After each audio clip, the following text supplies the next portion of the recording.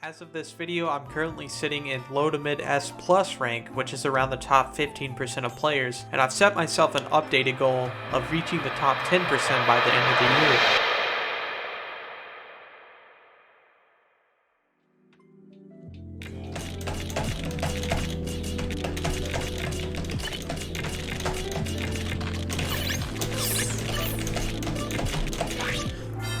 I did not just rank up to SS from a disconnect.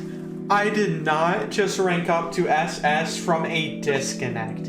You have got to be kidding me. So yeah, it was a little unexpected, but I ended up reaching my goal of hitting SS rank by the end of 2021 because my opponent had to disconnect from the match. 3 days from the new year, after all my hard work and genuine effort, I had done it. That's not to say I reached my goal from some rare exception. I still legitimately feel that I earned it fair and square. Let me provide a little more context. You see, right after my first video on competitive Tetris went up a couple months ago, I quickly got to work. I had a strong feeling that I would be able to reach the top 10% of players fairly easily, seeing that at the time there wasn't anything that could have prevented me from getting there. However, after playing competitively over the following weeks, I soon learned that I was doing something wrong. I started seeing a pattern. I would get close to SS rank, maybe 2 or 3 games away, and I would end up going on a losing streak, dropping right back to where I was in my video, low to mid S plus rank. After some thinking, I started seeking help from the couple people I knew that had greater knowledge and experience playing competitive Tetris than I did. The advice that I was given was probably some of the best I've ever received in Tetris, and in this video I'd like to analyze what I was doing wrong and explain how I fixed these minor issues in the way I was playing the game so it doesn't happen to anyone else in the future.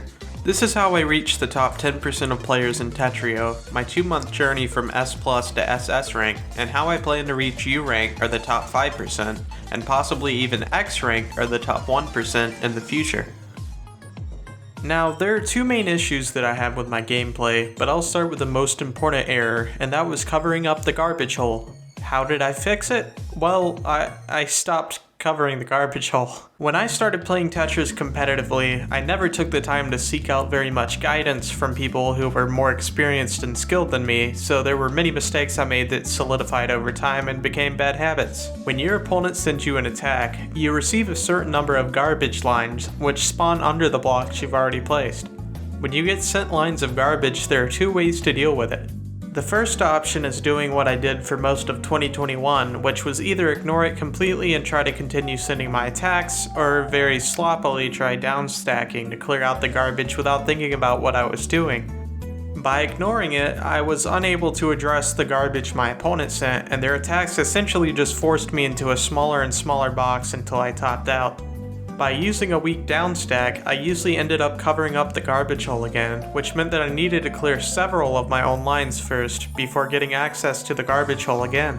The second option is addressing the garbage as quickly as possible and thinking a few seconds ahead to plan out an efficient way to access said garbage. Efficiently downstacking has a few good benefits, but one of the big benefits is that you can create combos out of it, which are great for countering your opponent's attacks. When you get a line of garbage, you have a single block wide well to fill in order to access the next line. That being said, it's important to try and optimize your piece placements so that you can downstack multiple lines of garbage as quickly as possible, if not consecutively. Many skilled SS rank players use their opponent's garbage to their advantage by building insane combos out of it and utilizing T-spins, which brings us to the second main point. T-spin vision is something that a lot of newer or lower rank players miss out on. It's a powerful tool to use for any point throughout a competitive match, and up until 3 months ago, I pretty much never used T-spins on my board. With a T-spin double, you can send the same amount of damage to your opponent as a Tetris, but with half the lines. This makes the T-spin a very smart and efficient move to do, which is why so many players use them. They can be used in different combinations for openers, you can easily set them up above wells of garbage, and you can use them in combos when you're downstacking.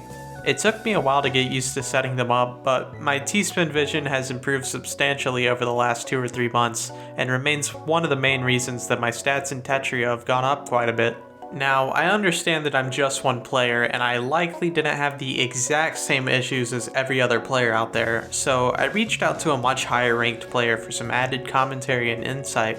25pi25, also known as Sec, has been an X-Rank player for several months, and in this brief interview tells us what a majority of players nearing SS rank mess up with. I think at a point like SS, most people already have a grip on downstacking, which is definitely useful. The problem comes when it's just downstacking, which is when you begin to start relying on your opponents to send you garbage, and at that point they're controlling the pace of the match. What players need to do at that point is to learn to play offensively and defensively. Offensive means making advanced T-spin setups, keeping your back-to-back, which is definitely something a lot of people gloss over, and defensive means much of the same, but with extra timing. You won't believe how many SS ranks don't consider timing at all, and trust me on this because I was stuck there for some time, and most of the time when I played, it was just mostly brainless downstacking. I know some people who also complain a lot about opener mains, people who just memorize an attack and win games for free, and to those people it's entirely possible to play defensively against them. There is, however, one last issue that a vast majority of Tetris players have dealt with to some extent, regardless of their rank, and that's their nerves. I still have this issue today, but many months ago it was a bigger issue. When playing in a tournament or a Tetra League match, I would frequently find myself getting nervous or anxious before a match. When I get nervous in Tetris, I usually start misdropping a lot more and making several mistakes that I wouldn't ordinarily make. I can't speak for everyone, but for me, I've noticed that it goes away with experience. There's a mental side to Tetris, and you have to be able to overcome that overwhelmed and nervous feeling to continue playing at your best.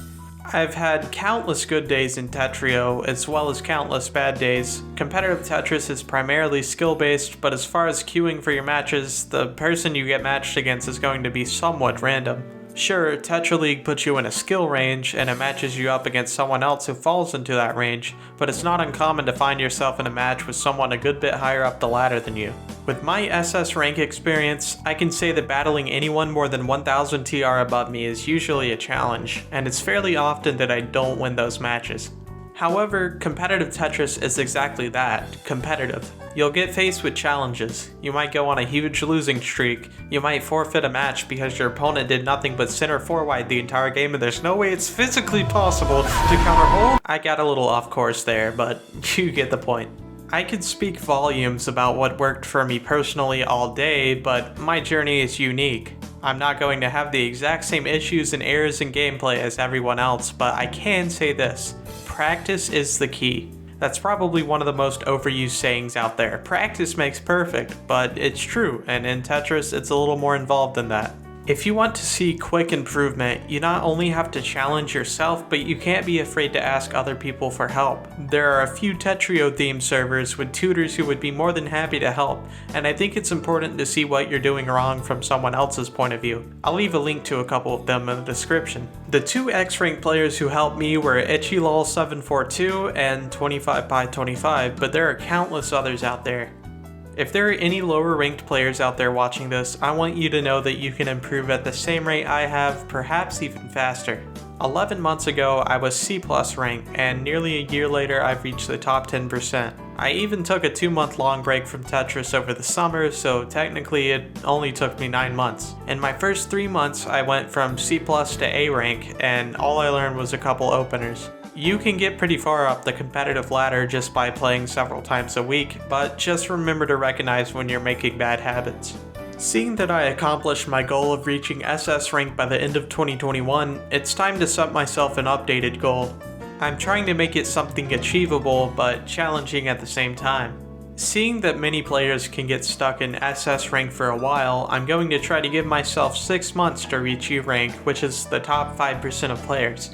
If I can reach this goal by July 31st, 2022, I would be extremely happy. While I'm at it, I'm going to set myself a stretch goal of hitting X rank, which is the top 1% by 2023. If I can reach both of these goals, I'll post a part 3 and part 4 to this video in July and December of 2022 respectively.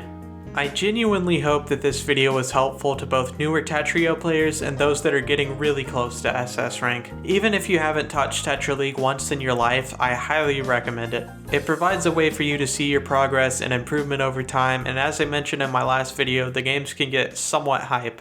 This will likely be my last big video on Tetrio since I'm not exactly a Tetris channel, but all of my Tetra League games have been streamed on Twitch since early 2021, and I'll continue streaming Tetrio going into 2022. I also post Twitch clips on my second channel, Raxty, which I'll leave in both the description and on the end screen. I enjoy tracking my progress, and I frequently post 40-line improvements, my best Tetra League games for the week, and other stuff. Lastly, this video took me a long time to write, record, and edit, so subscribe if you enjoyed it. Hopefully I'll have an update video released 6 months from now, and I'll spend the first half of 2022 working diligently towards my goal. Thanks for watching, and I'll see you all in the next video. Peace!